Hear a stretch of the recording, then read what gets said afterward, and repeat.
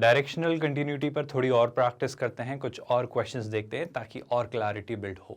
ये तैयारी है आपकी IIT JEE मेंस और JEE एडवांस्ड मैथमेटिक्स की। ये बिल्कुल फ्री ऑफ कॉस्ट आपको तैयारी करवाई जा रही है। हम एक 100% free of cost quality online education platform है किंडरगार्टन से 12th स्टैंडर्ड तक। आप हमारे नोट्स, PDFs और ई-बुक्स भी डाउनलोड कर सकते हैं। इसके लिए आपको इसी वीडियो के डिस्क्रिप्शन में दिए गए लिंक गेट नोट्स पर क्लिक करना होगा। हमने शुरुआत की थी कोऑर्डिनेट ज्योमेट्री से, अब हम कैलकुलस पर हैं। इसके बाद vectors in 3 dimensional geometry, then algebra और आखिर में ट्रिग्नोमेट्री के साथ चीज़ें कंक्लूड होंगी। एक स्ट्रक्चर्ड तैयारी आपकी चल रही है। इसके तहत हम आपको कंसेप्ट सिखाते हैं, उसके बाद हम उसे इलस्ट्रेशंस यानी एग्जाम्पल से कंसोलिडेट करते हैं एंड देन हम शिफ्ट होते हैं असाइनमेंट क्वेश्चंस पर जो आपको अलॉट किए जाते हैं आपकी प्रैक्टिस के लिए एंड देन हम JEE एडवांस्ड के प्रीवियस ईयर्स क्वेश्चन सॉल्व करते हैं, अभी तक के पूछे गए उस चैप्टर से सारे।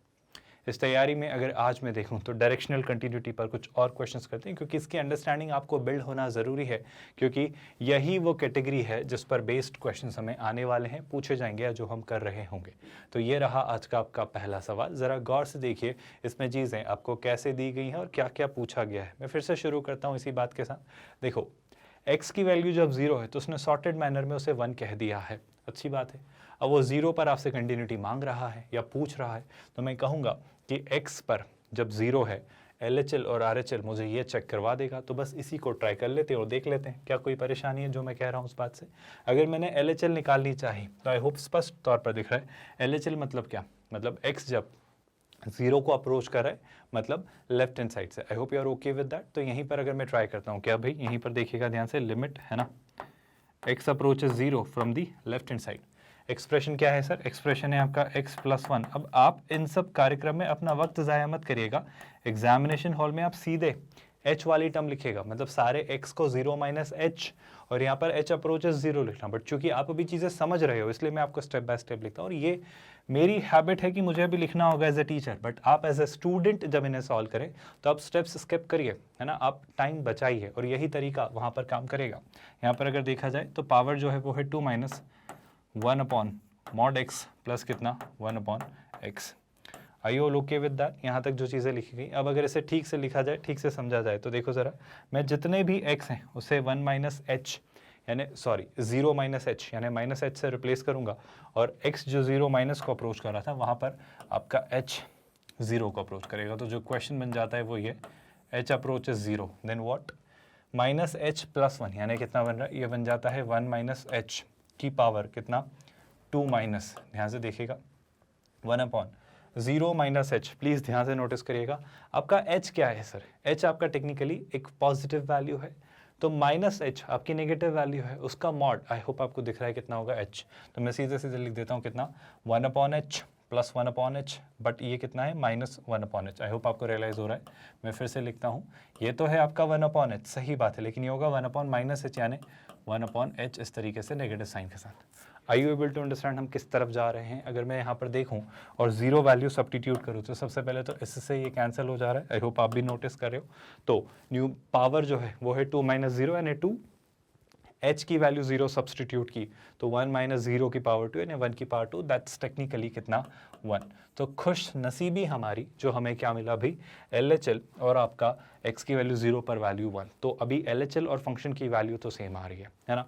RHL के बारे में क्या ओपिनियन है, आई होप अब अगर मैं सीधे RHL निकालूं तो मैं थोड़ा सा यहीं पर आपसे एक्सपेक्ट करूंगा कि आप RHL सोचें। जैसे कि मैं लिख देता हूं पहले तो क्या, h अप्रोचेस 0 और जहां भी x दिख रहा है उसे 0 + h से रिप्लेस करो। I hope you are okay with that. Now what do I do here, ये कितना है 0 + h यानी h + 1। तो सबसे पहले तो यहाँ के दिख रहा है h + 1, जैसे मैं चाहूँ तो 1 + h भी लिखूँ तो चलेगा क्या। ये है आपका 2 माइनस, है ना, 0 + h यानी h एक पॉजिटिव वैल्यू है तो 1/h + 1/h यानी कितना हो जाना है, ये हो जाता है आपका 2/h।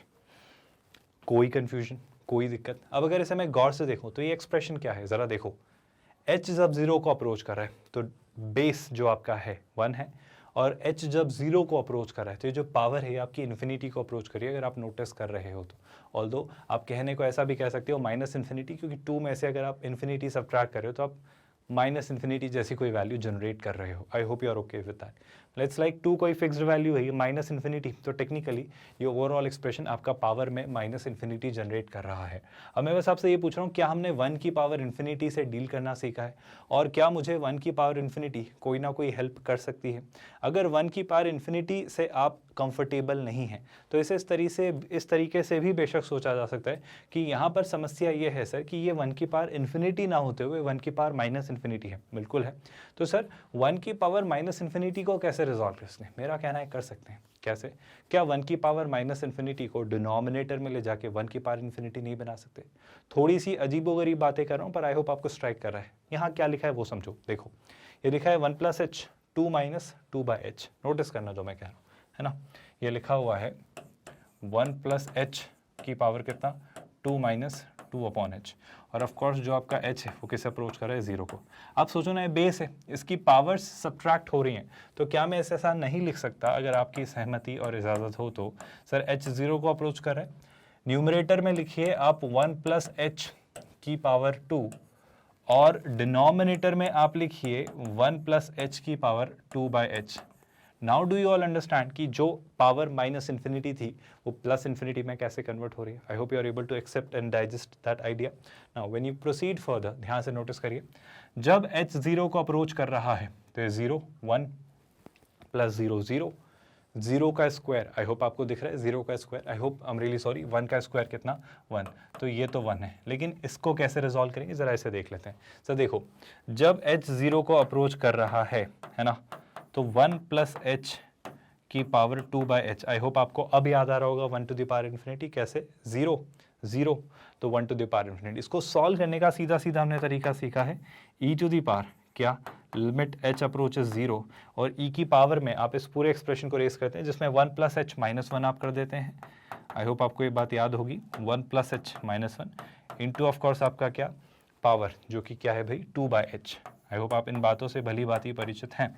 और अगर यहाँ से चीज़ें आगे प्रोसीड की जाएं तो क्या भाई, 1 minus 1 0, h gets cancelled by h, so we are left with 2।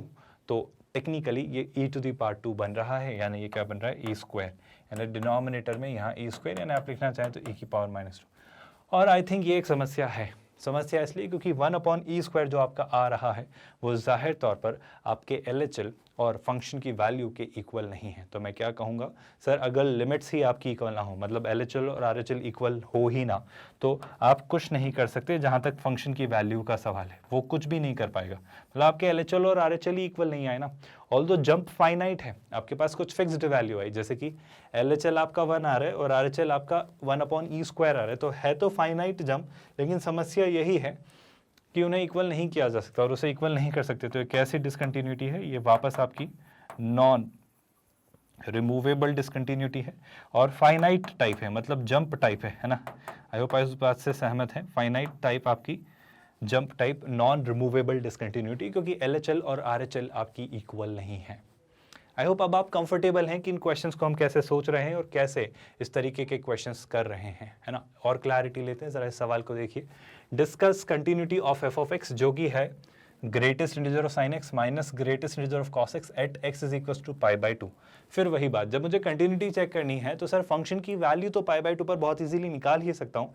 सबसे पहले क्या π/2 पर LHL और RHL निकालूँ तो चलेगा क्या? तो सबसे पहला काम तो मैं यही करता हूँ कि सर LHL और RHL निकालते हैं, ठीक है। तो LHL से शुरू करते हैं। मैं क्या करता हूँ भाई, आपका जो x है वो π/2 को लेफ्ट हैंड साइड से अप्रोच करेगा। अब सुनना मेरी बात, थोड़ा सा ध्यान से सुनना, मैं सीधे लिखता हूँ, I hope you are okay with that. मैं LHL चेक कर रहा हूँ, मैं लिख देता हूँ अगर आपको बात याद रहे इसके लिए। LHL के लिए हम क्या करते हैं, x को π/2 माइनस h से रिप्लेस करेंगे, so this will be greatest integer of sine कितना, π/2 minus h minus greatest integer of cos π/2 minus h, है ना। हम एक स्टेप अब स्किप करेंगे क्योंकि मुझे नहीं लगता अब इससे ज़्यादा और हम बार बार पूरा क्वेश्चन लिखें, कोई सेंस उस बात से बनता है। Sine 90 minus theta cos theta होता है, this will be cos h का greatest integer function minus cos 90 minus theta sine theta होता है, तो this will be sine h का ग्रेटेस्ट इंटीजर फंक्शन।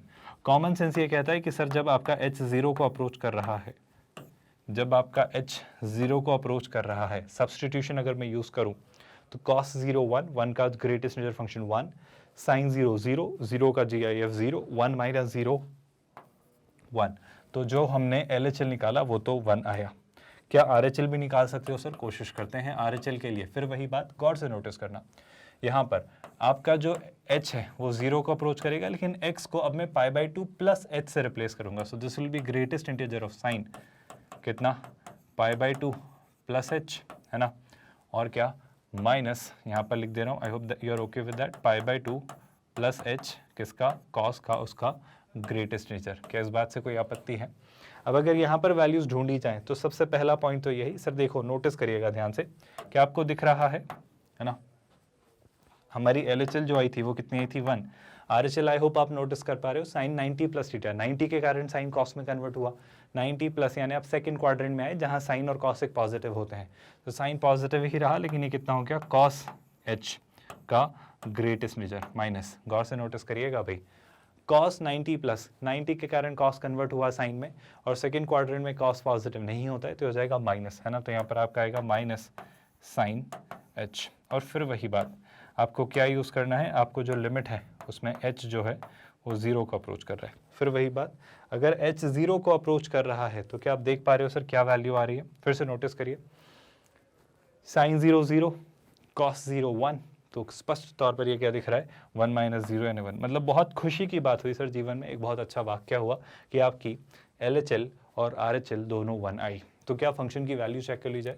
फंक्शन की वैल्यू चेक करते हैं π/2 पर, मतलब मैं क्या निकाल रहा हूँ, f π/2।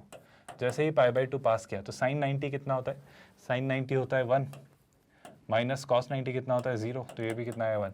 सो बहुत बहुत बेहतरीन सा, बहुत अच्छा आइडियल ये क्वेश्चन मैं कहूँगा, क्योंकि यहाँ पर हमारा एक कंटिन्यूटी का केस ये बन गया, क्योंकि सर इसमें स्पष्ट तौर पर दिख रहा है कि इसकी LHL और RHL दोनों ही कितनी है भाई, LHL और RHL दोनों ही आपकी इक्वल है। तो LHL और RHL निकालते हैं, है ना, मैं LHL निकाल ले जा रहा हूँ, गौर से सुनना। LHL के लिए अब मैं सीधे सीधे लिख दूँ तो चलेगा क्या? LHL मतलब क्या, मतलब सर आपका जो h है वो किसे अप्रोच करेगा, 0 को। प्लीज ध्यान से नोटिस करना, है ना, दोनों तरीके से सोच सकते हो, अगर π/2 माइनस भी लिखोगे तो भी आप सोच सकते हो, पर ये वाली आदत में भी कोई बुराई नहीं है ना। इसे हम क्या लिखेंगे, इसे हम लिखेंगे साइन, साइन ऑफ कितना वो नोटिस करना सर, साइन आपका क्या, ध्यान से देखना, h 0 को अप्रोच कर रहा है ना, तो LHL में आप क्या रिप्लेस करोगे, π/2 माइनस, यानी π/2 माइनस h। आई होप आपको बात समझ आ रही है। तो x को मैं किससे रिप्लेस कर दूंगा, π/2 minus h। I hope you are okay with that. Similarly यहाँ पे मैं क्या कर दूंगा, यहाँ पर मैं लिखूंगा cos x की जगह वापस कितना, π/2 माइनस h। ध्यान से नोटिस करिएगा, एक इंपॉर्टेंट सा एस्पेक्ट आप यहाँ ऑब्जर्व करेंगे, कैसे, नोटिस करो, sine 90 minus theta cos theta, तो this will be cos h, तो ये कितना हो जा रहा है, ये हो जा रहा है आपका cos h। बहुत ध्यान से नोटिस करिएगा, और यहाँ पर कितना cos 90 माइनस थीटा यानी कितना हो जा रहा है sin h। अब पता है cos और sin के साथ आप बस सीधे सीधे सब्सटीट्यूशन मत यूज़ करो जब वो ग्रेटेस्ट इंटीजर फंक्शन में आ रहे हैं। इस तरह के सवाल हमने पहले भी देखे हैं जब हमने लिमिट पर बेस्ड क्वेश्चंस किए हैं, कि आप इसको थोड़ा ऐसे सोचो कि जब h 0 को अप्रोच कर रहा है, जब h 0 की तरफ आ रहा है, और ऑफ कोर्स पॉजिटिव साइड से यानी h की वैल्यू पॉजिटिव ही है, तो cos आपका किस तरफ आ रहा होगा, आप थोड़ा ऐसे नोटिस करो। और अगर आपको क्लिक नहीं करता है तो मैं इसका आइडिया आपको देने की कोशिश करता हूँ ग्राफ से। देखो ग्राफ में नोटिस करना, आपका h जब 0 को अप्रोच कर रहा है, थोड़ा ध्यान से देखो, जब h 0 को अप्रोच कर रहा है, ऑफकोर्स h एक पॉजिटिव वैल्यू है, तो यहाँ से आप आ रहे हो, है ना, 0 की तरफ, तो आप खुद सोच के बताओ ये ग्राफ किस तरफ जा रहा है, ये ग्राफ 1 की तरफ जा रहा है, लेकिन 1 से तो छोटा ही है ना। आप देखो ना, h एक पॉजिटिव वैल्यू है, मतलब 0 से बड़ी कुछ है, मतलब आप इस तरफ से इस तरफ आ रहे हो, तो ग्राफ ऐसा कुछ जा रहा है, ऐसा कुछ जा रहा है, मतलब 0 से 1 की तरफ जा रहा है, पर 1 हुआ तो नहीं है ना। तो ये कोई वैल्यू होगी जो 0 से 1 के बीच होगी, जैसे 0.8 0.9 ऐसा कुछ। इस वैल्यू का ग्रेटेस्ट इंटीजर फंक्शन कितना होगा सर, वो होगा 0। आपको मेरी बात समझ आ रही है? इसी तरीके से अगर मैं साइन h में भी आपसे पूछूं चीज़ें, तो साइन का ग्राफ कैसा होता है, साइन का ग्राफ कुछ ऐसा होता है। नोटिस करना, बहुत इंपॉर्टेंट सा पार्ट है। h जब 0 को अप्रोच कर रहा है, वापस h आपकी एक पॉजिटिव वैल्यू है, तो उससे जब आप 0 की तरफ आ रहे हो, तो आप एक 0 से 1 के बीच की वैल्यू की तरफ आ रहे हो, 0.1 0.2 इस तरफ, है ना, और उसका भी ग्रेटेस्ट इंटीजर कितना होता है, वो होता है 0। तो 0 माइनस 0 कितना होता है, 0। तो जो LHL आपकी आई है, क्या आपको समझ आ रहा है वो 0 कैसे आई? बात करते हैं RHL की। नोटिस करिएगा, RHL जब मैं निकालने चला, है ना, सबसे पहले LHL और RHL ही निकालिए, उससे पता चलता है एटलीस्ट कि ये रिमूवेबल है या नॉन रिमूवेबल, है ना। अब जब RHL निकाला तो क्या, कोई दिक्कत नहीं, यहाँ पर साइन x, अब x की जगह π/2 प्लस h रखेंगे। आई होप अब आप कंफर्टेबल हैं इस बात से। तो जो आपका h है, मैं सीधे सीधे अब चीज़ें लिख रहा हूँ, है ना, तो ग्रेटेस्ट इंटीजर ऑफ कितना, साइन π/2 प्लस h, है ना, minus greatest integer of cos, यहाँ पर भी x है उसे हम π/2 प्लस h से रिप्लेस कर देंगे। कोई परेशानी इस बात से? चलो यहाँ से आगे बढ़ते हैं। अब क्या सर, फिर से 90 के कारण साइन कॉस में कन्वर्ट होगा तो ये हो जाता है कॉस, और 90 प्लस यानी अब सेकंड क्वाड्रेंट में है जहाँ पर आपका साइन रेशियो पॉजिटिव होता है तो ये कॉस h ही रहने वाला है। ओके विद दैट, माइनस यहाँ पर गौर से नोटिस करिएगा π/2 के कारण कॉस कन्वर्ट किस में हो जाएगा भाई, कॉस आपका कन्वर्ट होगा साइन में। लेकिन यह एक छोटा सा ट्रिकी पार्ट है। क्या ट्रिकी पार्ट है, नोटिस करना, यहाँ पर आपका कॉस π/2 प्लस कोई थीटा यानी सेकंड क्वाड्रेंट में आपका कॉस नेगेटिव होता है, यानी यहाँ पर नेगेटिव साइन लगेगा और ये कुछ ऐसा होगा। और यकीनन तौर पर मैं क्या जानता हूँ, जो आपका h है वो किससे अप्रोच कर रहा है, जीरो को। आई रिपीट माई स्टेटमेंट, आप सब्सटीट्यूशन मत यूज़ करिए, थोड़ा सहूलियत से देखिए, क्योंकि ट्रिगो और GIF दोनों पिक्चर में आ जाए ना तो प्लीज़ थोड़ा ध्यान से देखो। मैं दोनों ग्राफ बताता हूँ, कॉस को देखो, ये तो आई होप आप समझ पा रहे हो। जब h आपका जीरो को अप्रोच कर रहा है, एक इनफाइनाइटली पॉजिटिव वैल्यू, तो इस तरफ से अगर ये आ रहा है तो आपका कर्व 1 तक जा रहा है, लेकिन 1 हो नहीं रहा है ऑफकोर्स, तो 0 से 1 के बीच की कोई वैल्यू है, उसका ग्रेटेस्ट इंटीजर क्या हो जाएगा, उसका ग्रेटेस्ट इंटीजर आपका 0 ही रहेगा। तो ये वैल्यू कितनी रहनी है, ये वैल्यू रहनी है 0। क्या आप मेरी बात समझ पा रहे हो? यहाँ पर नोटिस करना साइन h, साइन का ग्राफ देखो, वैसे तो दिखना चाहिए बट फिर भी, है ना, साइन का अगर ग्राफ देखता हूं तो h जब 0 को अप्रोच कर रहा है ना, तो x आपका किसे अप्रोच कर रहा है, 0 को, यानी 0.1 0.2 ऐसी कोई वैल्यू है। तो 0.1 मान लो थोड़ी देर के लिए है, 0.1 का नेगेटिव माइनस 0.1, आई होप आप बात समझ पा रहे हो, माइनस 0.1 का ग्रेटेस्ट इंटीजर -1, तो ये आपको क्या वैल्यू जनरेट करके देगा, -1, और 0 माइनस -1 कितना, +1। और इस बेसिस पर एक समस्या आकर खड़ी हो गई है सर कि LHL आपके कितनी आ रही थी 0, लेकिन RHL कितनी आ रही है, RHL तो आपकी आ रही है -1, आई एम रियली सॉरी +1, क्योंकि माइनस माइनस +1 हो गया है ना। तो 0 और 1 आपकी LHL और RHL इक्वल नहीं है, और अगर LHL और RHL ही इक्वल नहीं है तो प्रॉब्लम क्या है, प्रॉब्लम ये है कि सर इस केस में भी, इस क्वेश्चन में भी आपकी जो डिसकंटिन्यूटी का टाइप है वो नॉन रिमूवेबल है। नॉन रिमूवेबल का मतलब इसे रिमूव नहीं कर सकते, क्यों, कोई स्कोप ही नहीं है, क्योंकि LHL और RHL ही इक्वल नहीं है। By the way non removable में कैसी, फाइनाइट या इनफाइनाइट, सर 0 और 1 एक जंप है 1 यूनिट का, तो स्पष्ट तौर पर ये कैसी आपकी डिसकंटिन्यूटी है, non removable, but of course आपकी फाइनाइट टाइप 1 यूनिट का जंप के साथ। कोई परेशानी? क्या अगले क्वेश्चन की तरफ बढ़े? देखो जरा ध्यान से, नेक्स्ट क्वेश्चन जो निकल कर आता है, बहुत ही बढ़िया, बहुत उम्दा ये सवाल, और इसे देखकर घबराने या डरने की जरूरत नहीं है। शुरुआत करते हैं।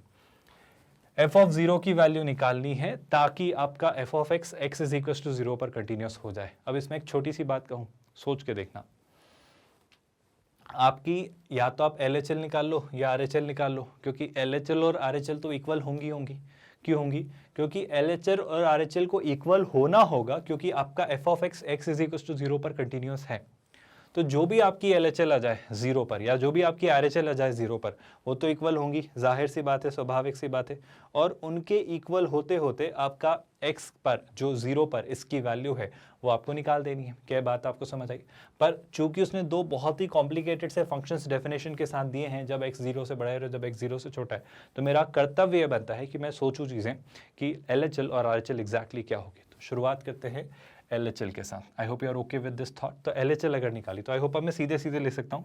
जब मैं LHL निकाल रहा हूँ तो मैं क्या करूँगा, मैं H को 0 की तरफ अप्रोच करवाऊंगा। आई होप आप बात समझ रहे हो। और H जब 0 को अप्रोच कर रहा है, आई होप आप नोटिस कर रहे हो, तो यहाँ पे क्या चेंज आ रहा है, आप x की जगह 0 - h, क्योंकि हम x 0 नेगेटिव को एक्सप्लोर कर रहे हैं, तो x की जगह 0 - h से मैं से रिप्लेस करूँगा, यानी x को -h से रिप्लेस करूँगा। तो न्यूमरेटर में it will be sine e⁻ कितना, साइन -4h, है ना, माइनस ऑफ कोर्स कितना 1, डिवाइडेड बाय कितना, डिवाइडेड बाय लॉग, ध्यान से देखिएगा भाई, 1 + 10 -2h, और चूंकि वो एक ऑड फंक्शन होता है तो क्या वो माइनस साइन में बाहर ही निकाल रहा हूँ, तो 1 माइनस कितना 10 आपका 2h। और अगर आपकी सहमति हो तो यहाँ पर ये जो -4h लिखा है, कि इसका भी नेगेटिव साइन में बाहर लाकर ऐसा लिख सकता हूँ, कोई दिक्कत अभी तक जो हमने किया उस बात से। अब आपको दो चीज़ें दिखेंगी, दो स्टैंडर्ड सी प्रॉपर्टीज दिखेंगी जो लिमिट पर हमने सॉल्व की है। एक फंक्शन तो आई होप आपको याद होगा e to the power f of x वाला जो हम यूज़ कर सकते हैं, और एक फंक्शन आपने log of 1 plus F of x वाला याद किया होगा, अगर आपको बातें याद आ रही हैं तो कैसे सोचेंगे ज़रा इन दोनों पॉइंट्स पर विचार कर लेते हैं, अगर आप सब इस बात से सहमत हैं तो। ठीक है सर, ट्राई करते हैं, ध्यान से नोटिस करिएगा। मैं दोनों चीज़ें ट्राई कर रहा हूँ। यहाँ पर क्या लिखा हुआ है न्यूमरेटर में, e to the power f of x -1, I hope आप नोटिस कर पा रहे हो। ये लिखा हुआ है log 1 प्लस एक्स या 1 माइनस एक्स भी चलेगा, क्योंकि ये पूरा f ऑफ एक्स अगर मैं मान लूँ तो। अच्छा सर, करना क्या है?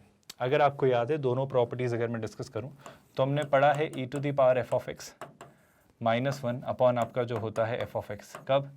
जब आपका x a को अप्रोच करे, मतलब x के a अप्रोच करने पर f ऑफ एक्स अगर आपका 0 को अप्रोच कर रहा है तो इस एक्सप्रेशन की वैल्यू हमने पढ़ी है कितनी होती है, 1। सिमिलरली है ना, ये e to the power x इस तरीके से चल रहा है। एक और एक्सप्रेशन हमने सीखा है, ये कब है? जब आपका x a को अप्रोच करे, तो अगर f ऑफ x आपका 0 को अप्रोच कर रहा हो तब की ये बात है ना। इसी तरीके से जब x a को अप्रोच कर रहा है तो आपका जो दूसरा केस बन रहा है कौन सा, log 1 plus F of x upon F of x, है ना,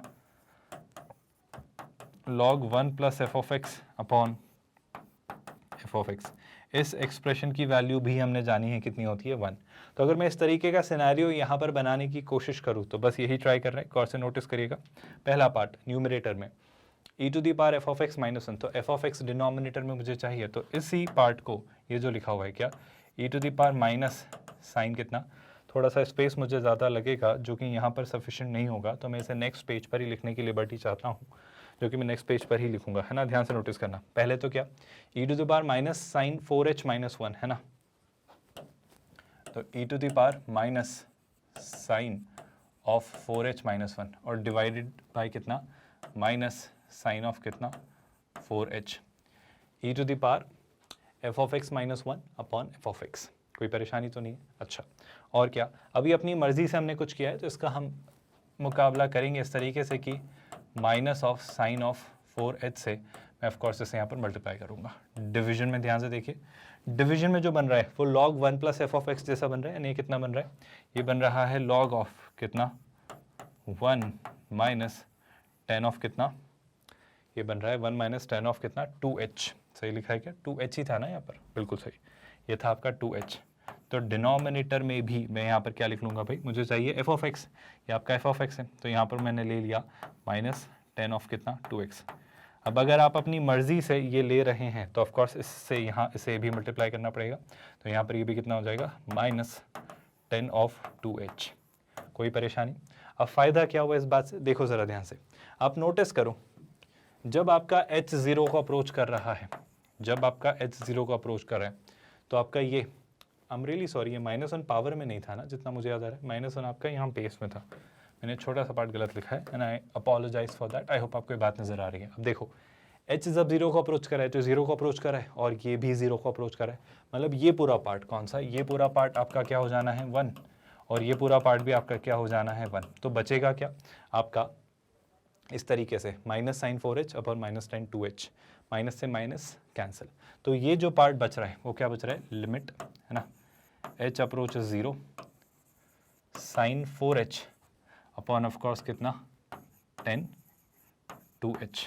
अब अगर इससे भी मुक्ति या निजात पानी है तो मैं इसको लेकर भी अपना एक ऑपरेशन जानता हूँ, जो कि मुझे वहीं लिख लेना चाहिए था, बट फिर भी चलो बात निकली है। तो 4h से यहाँ मल्टीप्लाई और डिवाइड किया तो यहाँ भी 4h आ जाना है, यहाँ पर 2h से मल्टीप्लाई और डिवाइड किया तो यहाँ भी 2h आ जाना है।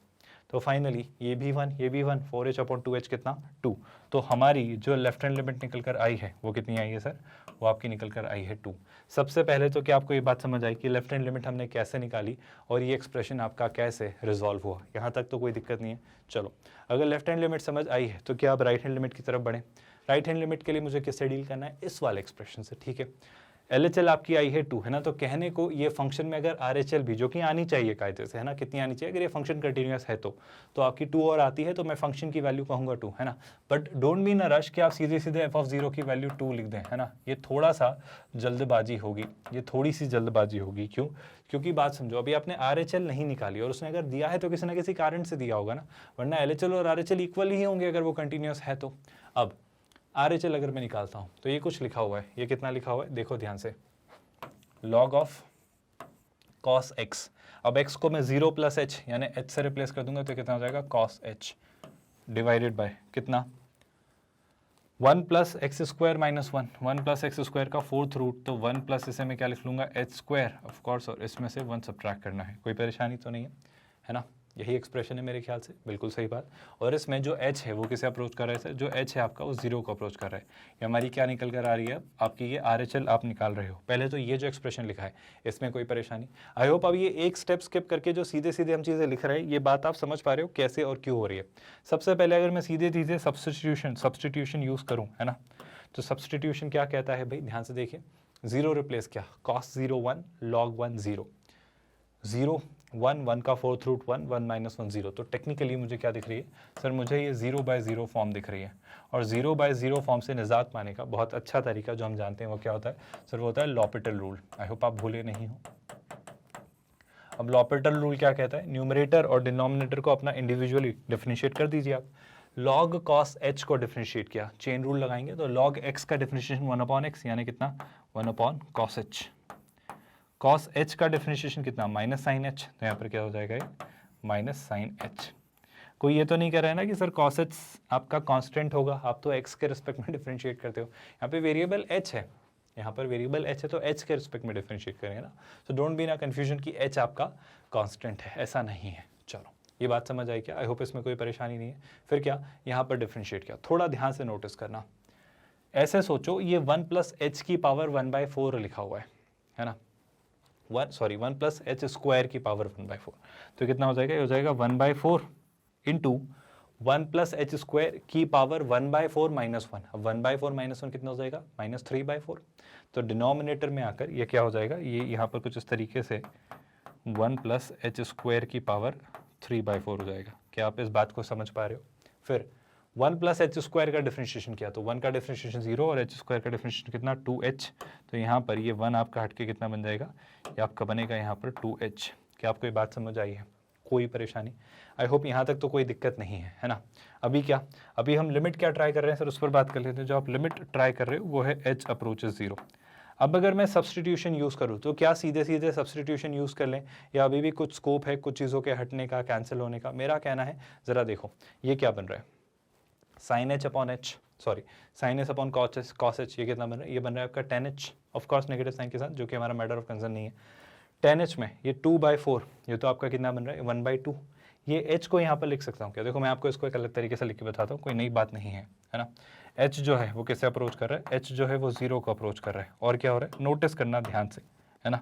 Sine h upon cos h, tan h upon h। तो यहाँ पर मैं इसे थोड़ा अलग से लिख ले रहा हूँ।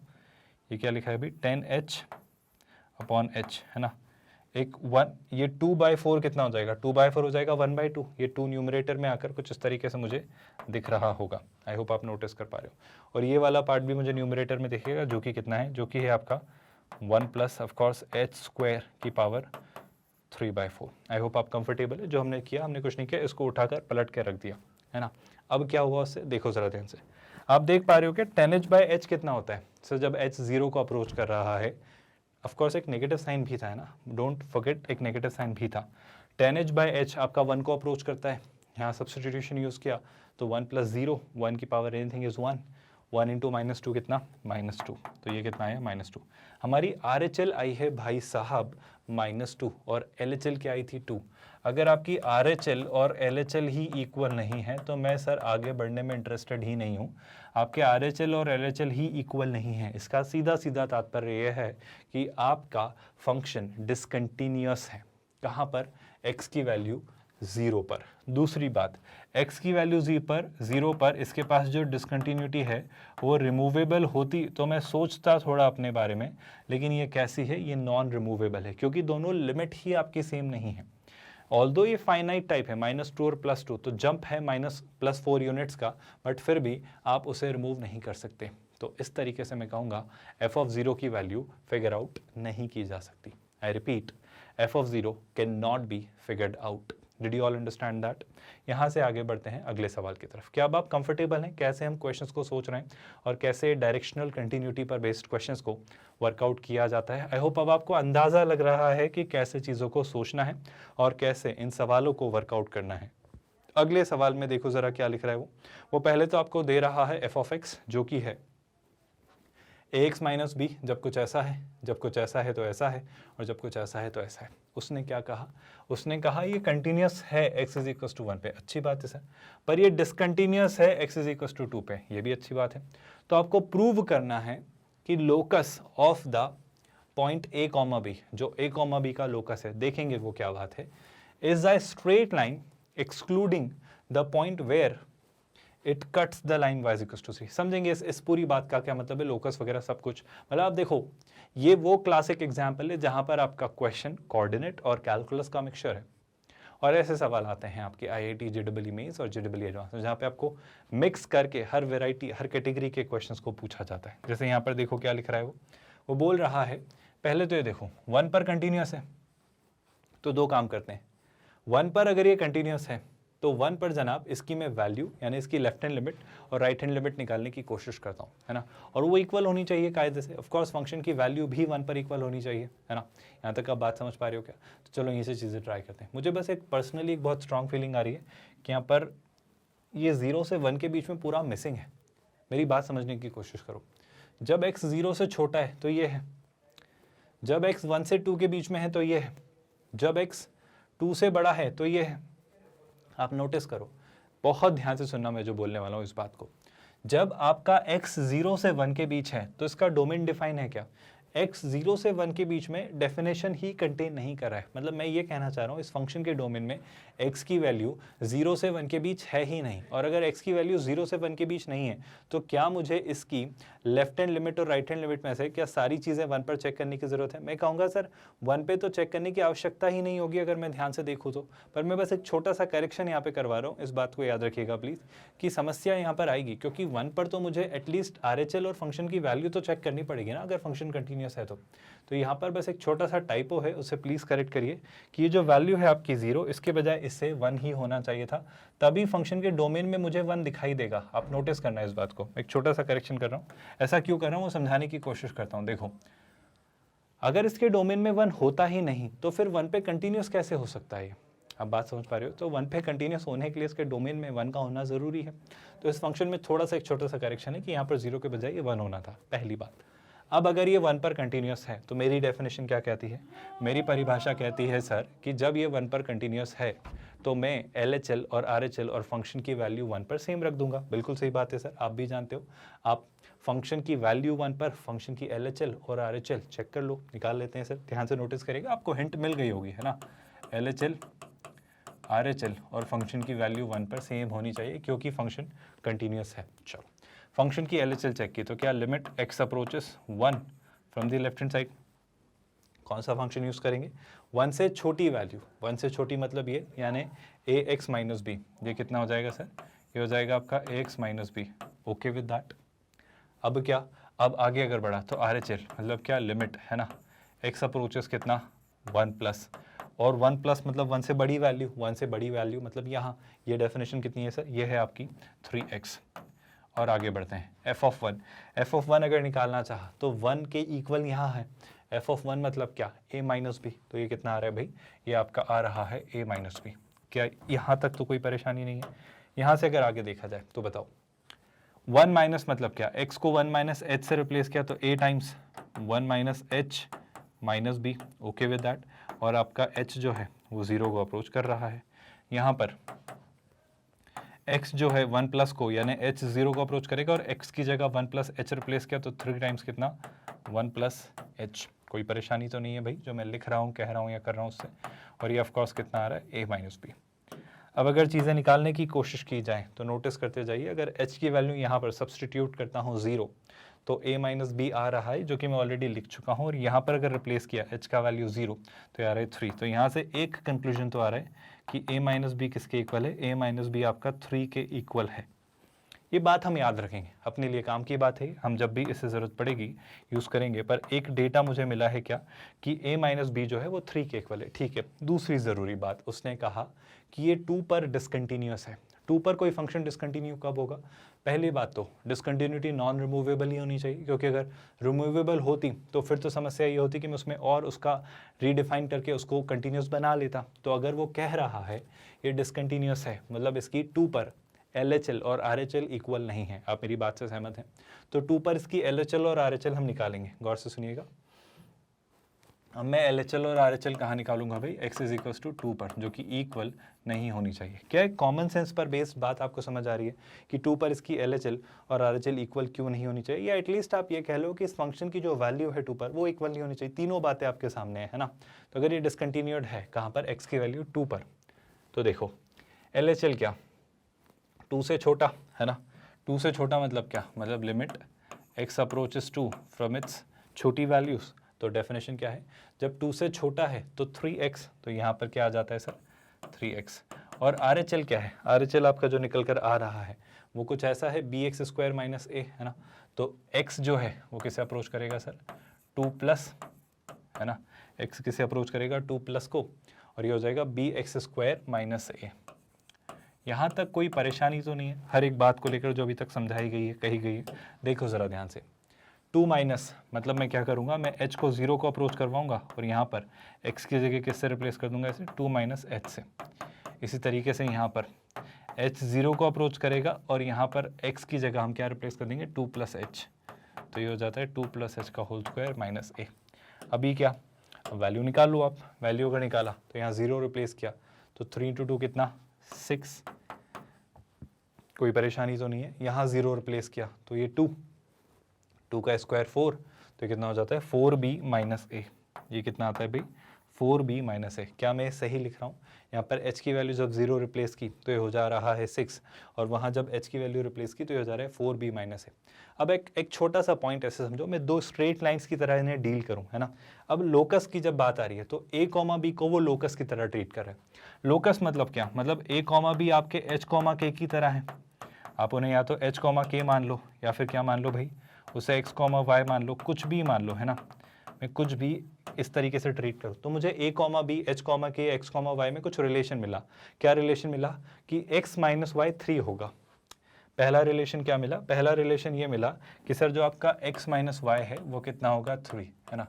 दूसरी बात, ऑल्दो मुझे मिला ये है कि आपका यहाँ से एक और जो रिलेशन मिला है वो क्या मिला है भाई? कि आपका 4y माइनस एक्स, अगर मैं x और y में डील करूँगा ना, लोकस है तो कोऑर्डिनेट में मैं थोड़ा खेलना चाह रहा हूँ। 4y माइनस एक्स आपका 6 नहीं है ना। मैं दोनों तरीक़ों से बात कर रहा हूँ। आपका 4y क्या लिखा हुआ था? 4y माइनस एक्स जो है आपका वो 6 नहीं है। तो 4y माइनस एक्स आपका 6 नहीं है, पर अभी मैं इसे इक्वल 6 लिख ले रहा हूँ इस समझने के लिए। फिर मैं इसे सिंप्लीफाई करके कहूँगा कि इक्वल नहीं है का क्या मतलब होता है। पहले तो आपको ये समझ आ रहा है कि ये दो स्ट्रेट लाइन से, ऑफकोर्स ये 6 के इक्वल नहीं है, इसका क्या मतलब है वो हम करेंगे, पर अभी इक्वल रख के मैं वो पॉइंट ढूंढना चाह रहा हूँ जिस पॉइंट के बारे में यहाँ पर आपसे एक बात कही जा रही है। सुना ध्यान से। वो कह रहा था कि आपको प्रूव करना है कि जो लोकस है आपका किसका? a, b का। अब देखो मुझे दोनों बातें सेटिस्फाई करवानी है। मुझे दोनों बातें सेटिस्फाई करवानी है, मतलब मुझे ये भी सेटिस्फाई करवाना है कि ये चलता रहे, और मुझे ये भी सेटिस्फाई करवाना है कि ये भी चलता रहे। तो दोनों बातें जब मुझे सेटिस्फाई करवानी है तो मैं कैसे सोचूंगा? मेरा माइंडसेट क्या होगा उस पर बात करने जा रहा हूँ। पहले तो ये बताओ, आपका जो f ऑफ x है वो डिसकंटिन्यूड है कहाँ पर? x इज इक्वल टू 2 पर। तो आप सोच के देखो, आपकी जो लाइन है ये वाली लाइन, अगर इसमें मैं चलो a और b ही रखता हूँ, ये हो जाएगा आपका कितना? a minus b is equal to 3, और ये कितना है आपका? ये है 4b minus a which should not be 6। दोनों बातें आपके सामने लिखी है। लोकस वाला कॉन्टेक्स्ट है और ये आपके क्वेश्चन में दिए गए a और b वाला कॉन्टेक्स्ट है। पहले तो ये दोनों बातें समझ आ रही हैं क्या? मान लो यहाँ पे इक्वल साइन है, ऐसा क्यों? क्योंकि मैं इन दोनों को अगर एक स्ट्रेट लाइन की तरह ट्रीट करके आपको एक पॉइंट ऑफ इंटरसेक्शन निकलवाना चाह रहा हूँ। तो ये लाइन क्या लिखी हुई? ये लाइन लिखी है 4b minus a is equal to 6, और ये क्या लिखा है? ये लिखा है minus b plus a is equal to 3। दोनों को ऐड किया तो a से a cancel, 4b minus b कितना? 3b, है ना। सही लिख रहा हूँ क्या? 4b माइनस b 3b, और 6 प्लस 3, है ना, ऐड करना है। 6 प्लस 3 कितना? 9, और यहाँ से b की वैल्यू कितनी आती है? 3। अब मेरी एक बात समझो, बात सुनना। जब आपको b की वैल्यू 3 मिल रही है तो समस्या क्या हो रही है? कोई समस्या नहीं है। b की वैल्यू 3 यहाँ जायज़ है, यहाँ वाजिब है, लेकिन b की वैल्यू 3 यहाँ वाजिब नहीं है। आप सुन रहे हो क्या? क्योंकि जब b 3 होता है तो ये वाला पॉइंट हम एक्सेप्ट नहीं करते। क्या वाला पॉइंट? जैसे देखो, अगर b की वैल्यू 3 है तो 3 के अकॉर्डिंग a कितना होगा वो ट्राई करो। जब b यहाँ 3 रखा तो 3 वहाँ गया, तो 3 + 3 कितना 6, तो a की वैल्यू कितनी आ रही है 6। अगर आप मेरी बात से सहमत नहीं है तो आप बिल्कुल निश्चिंत होकर b की वैल्यू 3 यहाँ ट्राई कर लो। 3 यहाँ रखा, आई होप आप नोटिस कर पा रहे हो, तो 3 यहाँ रखा तो 3 देखो यहाँ रख लो, यहाँ पे इक्वल टू का साइन लगा हुआ है। सो 3 × 4 कितना 12, 12 वहाँ गया तो -12, -6, माइनस से माइनस कैंसिल, तो एक ही वैल्यू 6। मैं आपसे कहना चाह रहा हूँ कि ये जो पेयर है आपका, ये मेरे लिए एक एक्सेप्टेबल पेयर नहीं है। क्यों नहीं है? सुनना सर, देखो ना आप 6 - 3, 6 - 3 3 दे तो रहा है, तो ये आपके लिए एक एक्सेप्टेबल पेयर होना चाहिए। मतलब a और b की वैल्यू आप 6,3 क्यों नहीं ले रहे हो? मैं कह रहा हूँ मैं ले लेता, पर समस्या क्या है, सुनना प्लीज़ ध्यान से, कि 6,3 जो है वो इससे भी सेटिस्फाई कर रहा है और इससे भी सेटिस्फाई कर रहा है। इससे मतलब इसके उल्टे को, मतलब मैं नहीं चाहता कि 6,3 यहाँ से मैं लूँ, क्योंकि ये इक्वल का साइन नहीं था, ये नॉट इक्वल टू का साइन था। मतलब इस वाले पेयर के अकॉर्डिंग 6,3 आपका आंसर में नहीं आना चाहिए, क्योंकि इसकी जगह अगर इक्वल साइन होता तो 6,3 आता, पर यहाँ इक्वल नहीं है, नॉट इक्वल टू है। मतलब 6,3 इज एन अनएक्सेप्टेबल वैल्यू। मेरे लिए 6,3 इशू क्रिएट नहीं करता, पर 6,3 ने इशू कब क्रिएट किया? जब 6,3 ने इसे सेटिस्फाई किया। तो 6,3 एक एम्बिग्यूटी दे रहा है, कैसी? कि वो इसे सेटिस्फाई कर रहा है पर इसे भी कर रहा है। मतलब मैं ये कहना चाह रहा हूँ, इसे वो नहीं कर रहा है, वो किससे सेटिस्फाई कर रहा है? इससे सेटिस्फाई कर रहा है, मतलब इसे नहीं कर रहा है। मतलब टेक्निकली 6,3 नहीं लेना है। आप समझो बात को, क्यों नहीं लेना है? क्योंकि ये मना कर रहा है कि 6,3 आप मत लो, पर ये तो लेने में कोई से परेशानी नहीं। पर इसने कहा कि मैं 6,3 ले लूं, तो ये कहेगा नहीं मत लो, तो कॉन्ट्रडिक्शन है ना। तो कॉन्ट्रडिक्शन का इलाज क्या है? कि मत लो। इसने कहा मत लो, तो कोई दिक्कत है क्या? ये तो यही कह ही रहा है।